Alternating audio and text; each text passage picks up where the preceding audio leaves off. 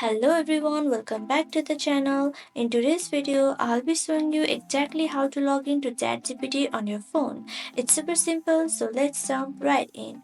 First things first, open the ChatGPT app.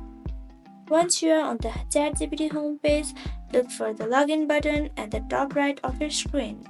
Tap on sign up. Now enter your login credentials. This is typically your email address and password. If you are using a Google or Microsoft account to log in, you can also tap on the corresponding button to sign in with those accounts. Simply tap on continue with Google, tap on continue, and tap on your account. And that's it. You are logged into your account. Once you are logged in, you should be all set. You will be taken to your ChatGPT dashboard where you can start chatting away. It's that easy. So that's how you log into ChatGPT on your phone. If this video helped you out, make sure to give it a thumbs up and subscribe for more tech tips. Thanks for watching, and I'll see you in the next video.